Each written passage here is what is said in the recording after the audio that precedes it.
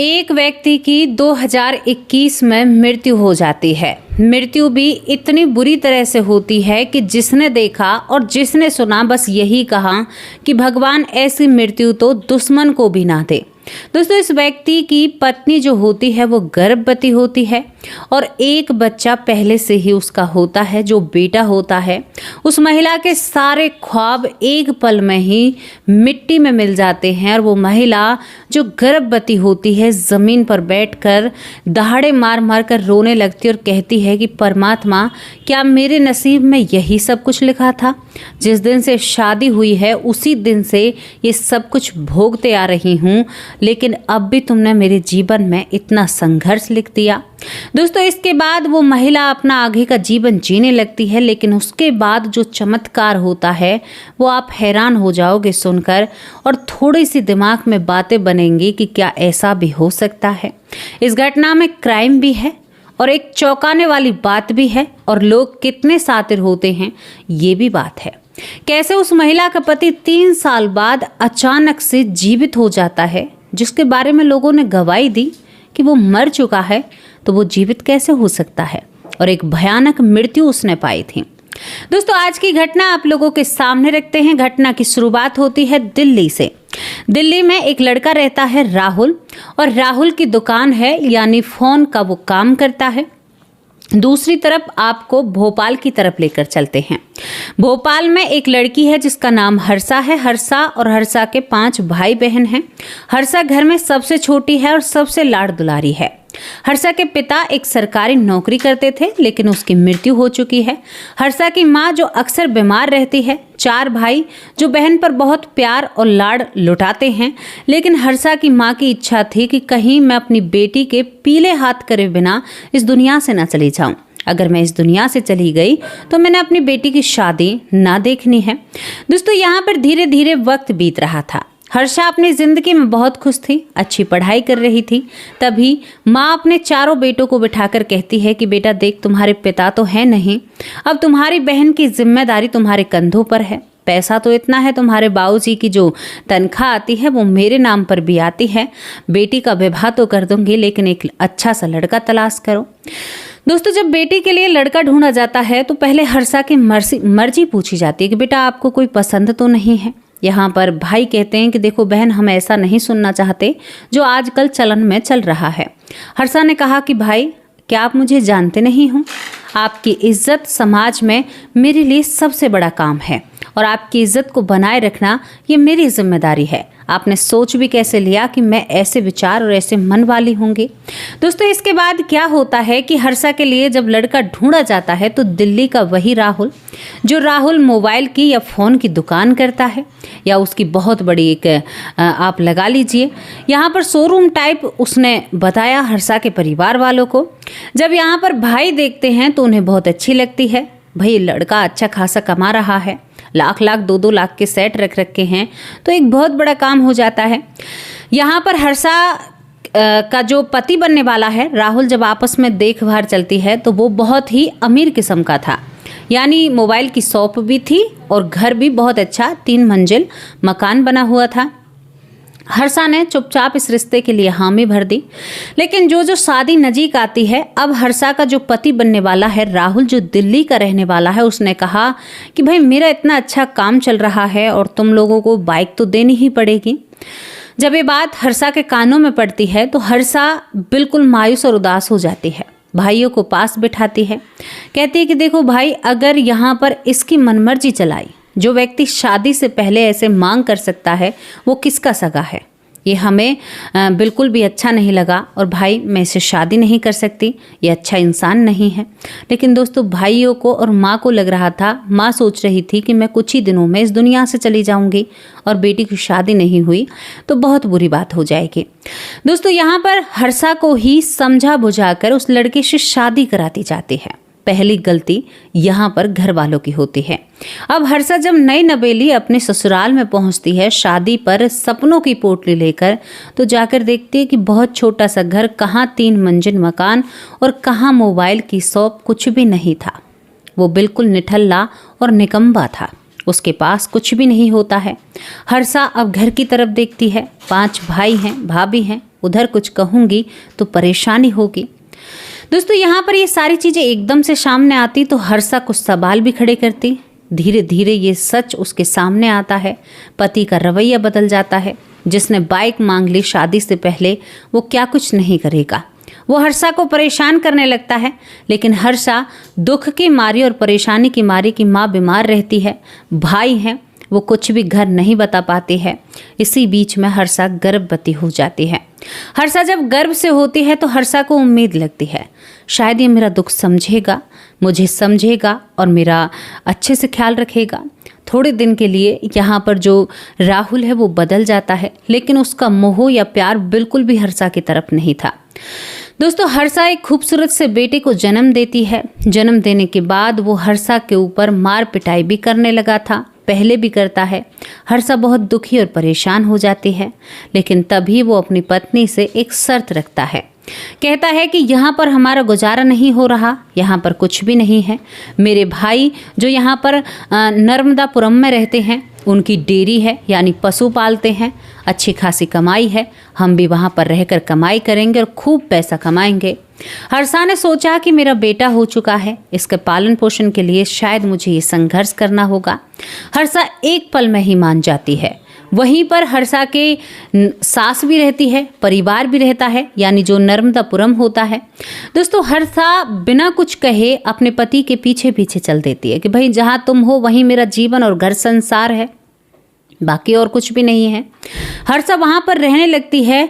वहाँ पर कुछ दिन बीतते हैं, लेकिन उसके बाद जो होता है, हर्षा के ऊपर मार पिटाई, उसे परेशान करना। इसी बीच में बहुत घर का ये बात है कि उसे नौकर बना दिया जाता है। इसी बीच में हर्षा दोबारा से गर्भवती हो जाती है।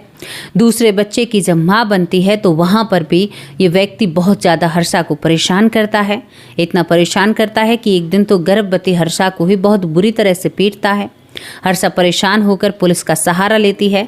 जब वो पुलिस का सहारा लेती है तो यहाँ पर इस राहुल का एक मामा रहता है, जहाँ पर ये डेयरी खुली हुई थी। लोग हाथ जोड़ते हैं हर्षा के, देखो हमारी इज्जत मिट्टी में मिल जाएगी, तुम ऐसा नहीं कर सकती। पुलिस से हर्षा कहती है कि ठीक है, घर का मामला है। लेकिन उसके बाद फिर ये राहुल हर्षा के ऊपर हाथ छोड़ता है, बुरी तरह से इसको पीटता है। गर्भवती होने के बावजूद 2 बार इस पर हाथ उठाया गया था और बहुत बुरी तरह से इसको पीटा गया था।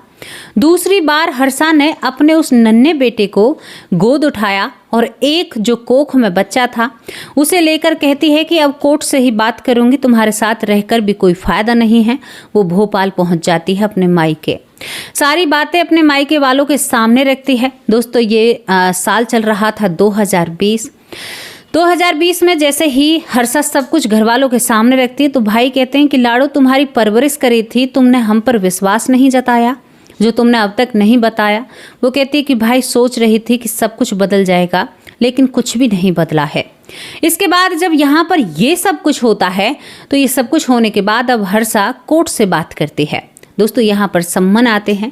यहाँ पर ये जो राहुल है इसके ऊपर कार्रवाई होती है। कार्रवाई के तहत क्योंकि हर्षा गर्भवती थी, भाई वहाँ पर लेन देन का मामला तो तुरंत होना चाहिए था। कोर्ट ने भी इस केस में सख्ती दिखाते हुए यहाँ पर वकील ने इतना मजबूर कर दिया था राहुल को कि 50,000 रुपये राहुल को देने पड़ते हैं। दोस्तों अब यहाँ पर 2020 के लास्ट महीने की ये बात थी। अब यहाँ पर 2021 आ जाता है। 2021 मार्च में आपको पता है क्या हाल था कोरोना का। बहुत बुरे हालात थे, इतने बुरे हालात थे कि लोग अपनों से ही प्यार नहीं कर रहे थे, लोग अपनों को ही अपना नहीं मान रहे थे।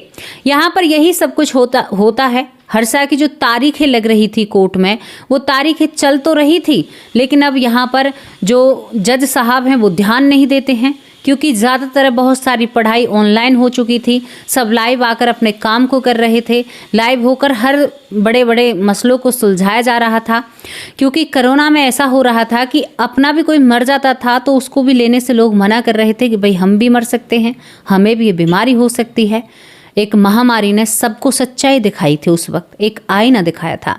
तभी यहाँ पर हर्षा के पास फ़ोन जाता है 2021 में ही, जब भारी कोरोना चलता है, कि इसका जो मामा होता है, यानी जो राहुल का मामा होता है, 50,000 रुपये हर्षा को मिल चुके थे खर्चे के लिए। तो यहाँ पर फ़ोन किया जाता है और चारों तरफ खबर चल रही थी, लोग घर से बाहर भी नहीं निकल रहे थे, यहाँ तक कि सब्जी को भी सरफ और साबुन से धोकर लोगों ने खाना शुरू कर दिया था। तो यहाँ पर जब मामा का फ़ोन जाता है और वो रोता हुआ फ़ोन करता है और कहता है कि बेटी, तुम्हारा पति इस दुनिया में नहीं रहा। वह रो रहा था, विलाप कर रहा था। हर्षा कहती है कि ऐसा क्या हो गया। ये लोग कहते हैं कि दिल्ली में बहुत बुरा हाल था, वो कुछ काम के लिए दिल्ली जाता है और उसे कोरोना हो जाता है। 2-3 दिन उसे बहुत ज़्यादा बुखार और तबीयत खराब होती है और फिर उसे सांस नहीं आता, और सांस नहीं आता तो उसे ऑक्सीजन नहीं मिलती और बेटी वो इस दुनिया से चला जाता है। दोस्तों, फिर हर्षा सास से बात करती है। सास बहुत ज़ोर से सीना पीट पीट कर रो रही थी, हाय रे मेरा बेटा मर गया, अरे अब क्या होगा, अब तेरा क्या होगा, तेरा खर्चा कौन चलाएगा, ये सारी बातें थी। हर्षा टूट जाती है, रोने लगती है। हर रोज खबरें चल रही थी, दिमाग अगर काम भी करे तो भी काम नहीं कर सकता कि भाई कोरोना काल चल रहा है, कुछ भी हो सकता है कहीं भी, हर किसी का कोई ना कोई इससे ग्रसित हो रहा था। हर्षा रो रो कर बावली हो जाती है कि मेरा पति इस दुनिया से चला गया। फिर अपने आप को संभालती है। इसी बीच में हर्षा दूसरे बच्चे को भी जन्म दे चुकी थी। अब हर्षा का एक टारगेट बन जाता है कि भाई मेरा पति नहीं रहा, अब काहे का केस और काहे का मुकदमा किस पर करूं, जिस पर किया वही नहीं है। अब वो अपने बच्चों का पालन पोषण करने के लिए अपने आप को यानी संघर्ष में झोंक देती है, कमाती है, बच्चों का फ्यूचर बनाना है, पापा नहीं है इनके तो ज़िंदगी संभालनी है। धीरे धीरे वक्त निकलता है, वक्त किसी के लिए नहीं थमता। दोस्तों, जब वक्त निकलता है तो धीरे धीरे 2023 आ जाता है। 2023 में हर्षा को खबर मिलती है कि हर्षा के जो जेठ हैं यानी राहुल के जो भाई, जिन्होंने नर्मदापुरम में एक डेयरी फार्म यानी पशु पालने का काम और दूध बेचने का काम कर रखा था, वो जेठ किसी कारण बस इस दुनिया से चल बसते हैं। हर्षा को जब एक खबर मिलती है तो अभी उनकी मृत्यु हुई है। तो हर्षा अंतिम संस्कार में जाना चाहती है अपने घर से अपने ससुराल तक। उसने कहा कि माँ, जब मेरे पति की मृत्यु हुई थी तो उस घर से मेरा नाता था, रिश्ता था, संबंध अच्छे थे, अच्छे भी नहीं थे लेकिन रिश्ता तो था, क्योंकि कानूनी तौर पर मैं उसकी पत्नी हूँ। आज उसका भाई भी चला गया, उस माँ से क्या बीत रही होगी। इस बुरे वक्त में मैं अपनी सास का साथ देना चाहती हूँ, क्योंकि उसके 2 बच्चे भी तो हैं। हर्षा बिना कुछ सोचे समझे अपने बच्चों को अपनी माँ के भरोसे छोड़कर, वो माँ जो मरने से डर रही थी वो अब तक भी नहीं मरी थी। दोस्तों, हर्षा अपने ससुराल पहुँच जाती है। वहाँ पर महिलाएं बैठी हुई थी, रो रही थी, सबको नहलाया जा रहा था, तैयार किया जा रहा था, बहुत सारी चीज़ें चल रही थी। हर्षा बैठी हुई होती है, सब हर्षा की तरफ उंगली कर रहे थे। तभी वहाँ पर बहुत सारे रिश्तेदार आए। एक महिला उठकर आती है उस भीड़ से और हर्षा से गले मिलकर रोने लगती है। अरे तुम कैसे रह रही हो और तुम कैसे उसके बिना रह रही हो, राहुल के बिना। अब तो तुम खुश होंगी, तुम्हारे बीच से रिश्ता ख़त्म हो गया है, तुम्हें बहुत चैन मिल रहा होगा, अब तो तुम बहुत अच्छे से जीवन काट रही होगी।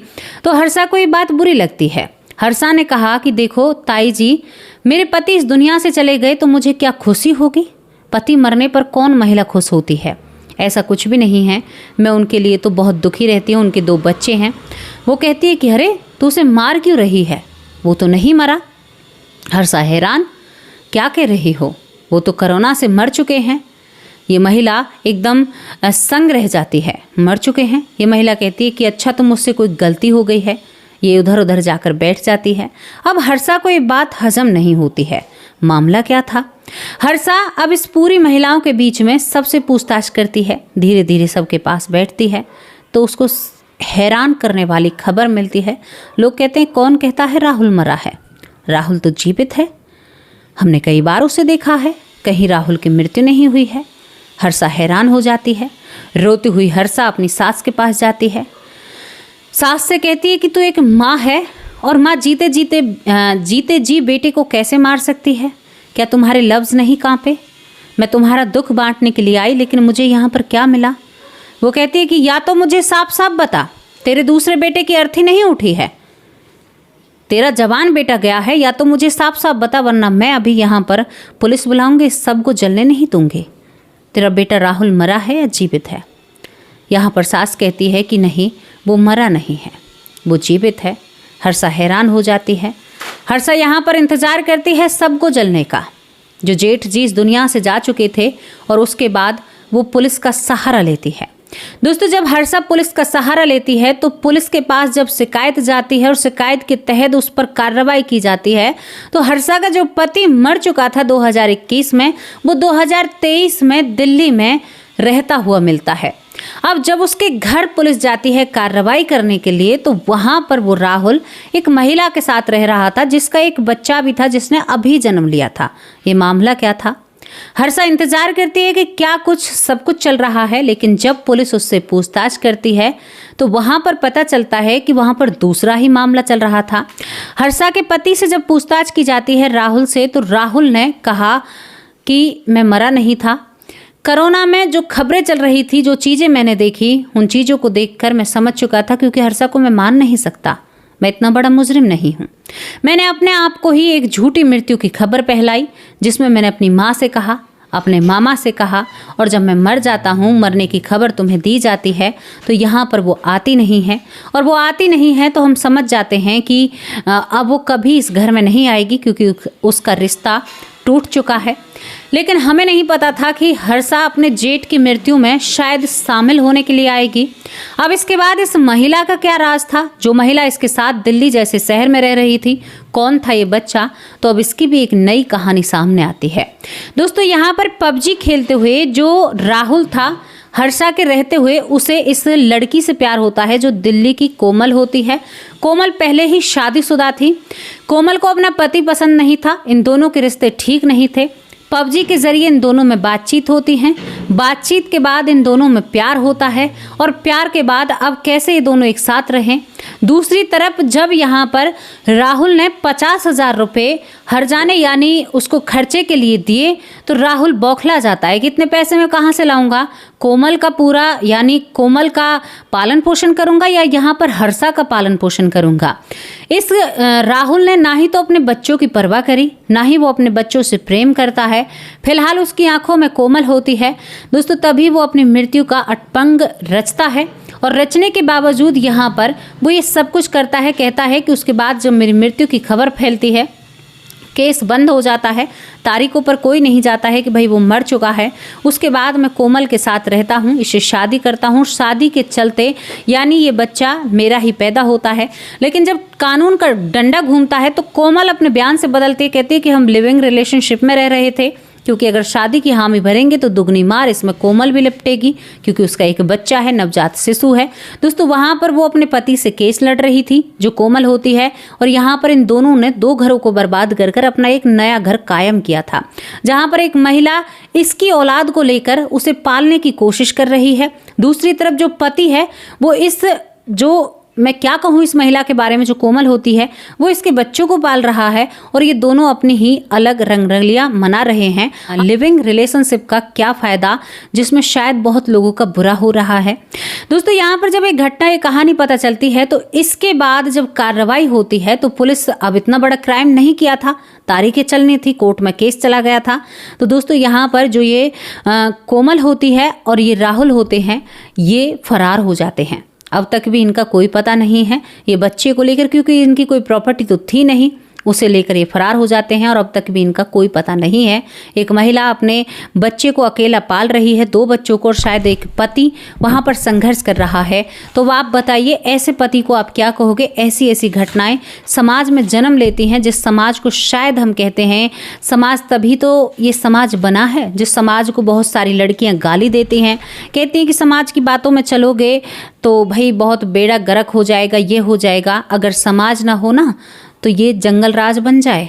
शायद कुछ डर, समाज के डर से भी बहुत कम क्राइम होते हैं। हाँ, ऐसा भी है कि समाज के डर से कुछ क्राइम हो भी जाते हैं, तो लेकिन समाज का एक डर भी और दूसरा पहलू है, लोग क्राइम करने से बचते हैं। तो इस कहानी या स्टोरी के बारे में आप क्या कहोगे? अपनी राय कमेंट बॉक्स में लिखकर भेजना। एक हमारे भाई हैं नौरंग लाल भाई जी, जो कहते हैं कि आप मेरा नाम नहीं लेती, फेसबुक पेज से जुड़े हुए हैं, बहुत बहुत धन्यवाद भाई। कैसे हो आप?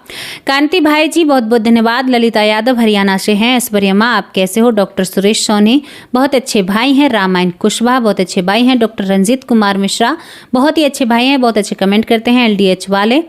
ममता वर्षनीय, बहुत बहुत धन्यवाद धन्यवाद। कमलेश बिष्ट, सुमन देवी, तुलसी शर्मा, अनीता वरकड़े बहुत बहुत धन्यवाद। विक्रमजीत कौर बहुत अच्छे भाई हैं। मंजू चौधरी बहुत प्यारी बहन है मेरी। सुमित्रा पौर बहुत बहुत धन्यवाद। यहाँ पर श्रद्धा शर्मा बहुत प्यारी बहन है। सुनील सैनी बहुत अच्छे भाई हैं। सीमा अरोड़ा दिल्ली से हैं। बबीता सिंह दिल्ली से हैं। अनिल शाक्य भाई फरीदाबाद से हैं। प्रवेश कुमानिया बहुत अच्छे भाई हैं। ज्योति श्रीवास्तव बहुत अच्छी माँ हैं। यहाँ पर मधुप मनमा आप कैसे हो। उषा गुप्ता बहुत बहुत धन्यवाद। एश कुमार बहुत अच्छे भाई हैं। नीलेश भोलपुरकर लोग यहाँ पर तारा देवी दिल्ली से हैं। राकेश अवस्थी हरदोई से हैं।